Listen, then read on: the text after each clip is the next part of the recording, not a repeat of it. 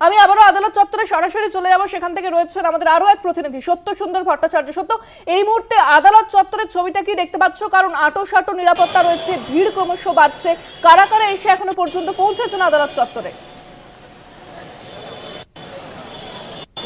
দেখো, ঠিক কিছুক্ষণ আগেই ধৃত সঞ্জয় রায়কে প্রেসিডেন্সি সংশোধনাগার থেকে শিয়ালদহ আদালতে নিয়ে আসা হয়েছে এবং শিয়ালদহ আদালত চত্বরে কিন্তু একেবারে নিরাপত্তা ব্যবস্থা রয়েছে, পুলিশের নিরাপত্তা। তার কারণ তুমি জানো যে গত 9ই আগস্টের ঘটনা এবং তারপর থেকে গত 9ই আগস্টের আরজিকর মেডিকেল কলেজে কর্তব্যরত অবস্থায় এই চিকিৎসক তরুণীর ধর্ষণ এবং খুনের ঘটনা, তারপর খুব স্বাভাবিকভাবে উত্তাল গোটা দেশ।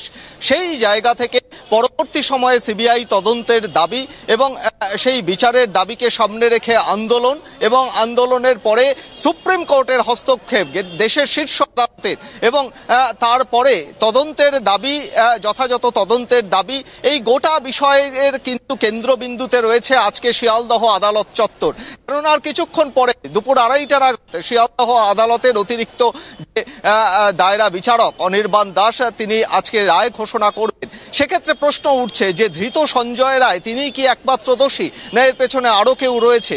এই গোটা বিষয়ে কিন্তু নজর রয়েছে সাধারণ মানুষের এবং এই মুহূর্তে শিয়ালদহ চত্বরে ঠিক মিনিট 10 আগে ধৃত সঞ্জয় রায়কে প্রেসিডেন্সি সংশোধনাগার থেকে নিয়ে আসা হয়েছে শিয়ালদহ আদালত চত্বরে। যেটা জানা যাচ্ছে যে নির্যাতিতা তরুণীর তার যে বাবা এবং মা তারাও কিন্তু আজকে শিয়ালদহ আদালত চত্বরে আসবেন। আমি একটু আদালত চত্বরের বাইরের ছবিটা দেখানোর চেষ্টা করব যে পুলিশের নিরাপত্তা কিন্তু যথেষ্ট রয়েছে। তার কারণ সাধারণ মানুষ তাদেরও কিন্তু একটা আগ্রহের কেন্দ্রবিন্দুতে রয়েছে আজকের এই রায়। অর্থাৎ যে আন্দোলন শুরু হয়েছিল গত 9ই আগস্টের পর থেকে, জুনিয়র ডাক্তার, সিনিয়র ডাক্তার থেকে শুরু করে সমাজের বিভিন্ন অংশের মানুষ তারা কিন্তু এই আরজিকরের ঘটনার পর তারা কিন্তু আন্দোলনে সামিল হয়েছিলেন।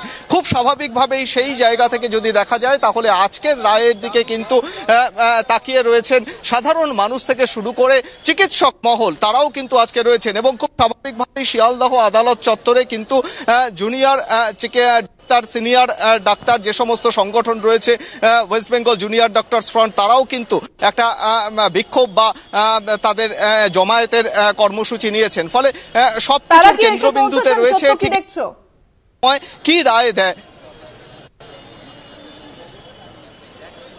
জুনিয়র চিকিৎসকরা, তারা কি এসে পৌঁছেছেন? তাদের সেখানে জমায়েত করার কথা রয়েছে, কি দেখতে পাচ্ছ? দেখো, এখনো পর্যন্ত জুনিয়র চিকিৎসক ওয়েস্ট বেঙ্গল জুনিয়র ডক্টরস ফ্রন্টের যে প্রতিনিধি তারা এখনো পর্যন্ত আসেনি, যেহেতু দুপুর 2:30 থেকে এর রায় ঘোষণা করার কথা। ফলে খুব স্বাভাবিকভাবেই দুপুর 2টোর সময় থেকে তাদের নির্দিষ্ট কর্মসূচি রয়েছে বলে জানা যাচ্ছে এবং তারা সেমনটাই জানিয়েছেন। অর্থাৎ এই বিচারের রায়ের ক্ষেত্রে সঞ্জয় রায় কি একমাত্র দোষী, না এই ঘটনার পেছনে আরো অনেকে যুক্ত রয়েছেন, এই বিষয় নিয়ে কিন্তু তারা এর আগেও প্রশ্ন তুলেছিলেন। ফলে খুব স্বাভাবিকভাবেই আজকের বিচারের যে রায় সেই দিকে কিন্তু তাকিয়ে রয়েছেন তারা। এই শিয়ালদহ আদালত চত্বরের বাইরে খুব স্বাভাবিকভাবেই কিন্তু, যদিও পুলিশের কোনো জমায়েতের অনুমতি গার্ডরেল দিয়ে আটকানো রয়েছে এবং যথেষ্ট সংখ্যক পুলিশ মোতায়েন করা রয়েছে নিরাপত্তার ক্ষেত্রে। আর কিছুক্ষণ পরেই নির্যাতিতা যে তরুণী, চিকিৎসক তরুণী, তার বাবা এবং মা তারাও আজকে শিয়ালদহ আদালতে আসবেন। তারাও কিন্তু বিচারের দাবি সমানভাবে সোচ্চার হয়েছিলেন এবং প্রথম দিন থেকেও তারা কিন্তু এখনো তারা বলে আসছেন যে শুধুমাত্র সঞ্জয় রায় নয়, এই ঘটনার পেছনে আরো অনেকের যোগসাজশ রয়েছে এবং যারা তথ্য আড়াল করতে চাইছেন তাদেরকেও কিন্তু এই তদন্তের দোষী সাব্যস্ত করতে হবে।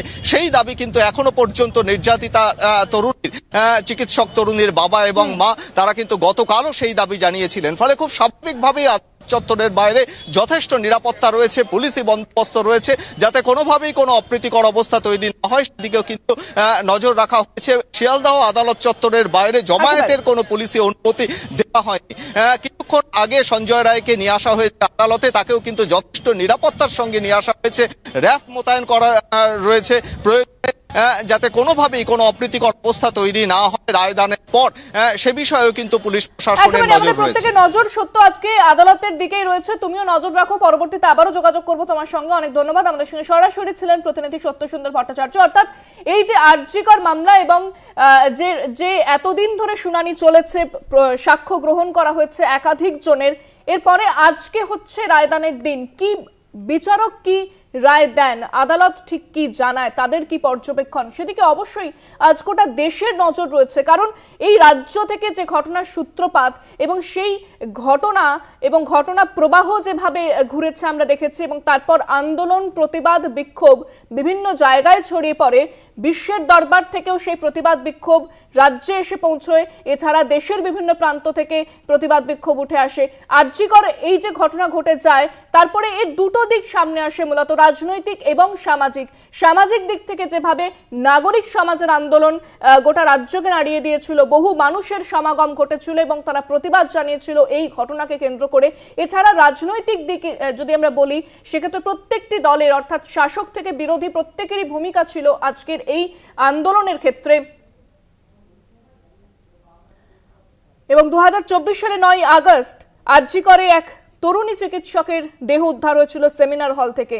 এরপরেই গোটা ঘটনা যেভাবে ঘটে গিয়েছিল গোটা রাজ্যবাসীর সামনে রয়েছে। অভিযোগ ওঠে তাকে ধর্ষণ করে খুন করা হয়েছে।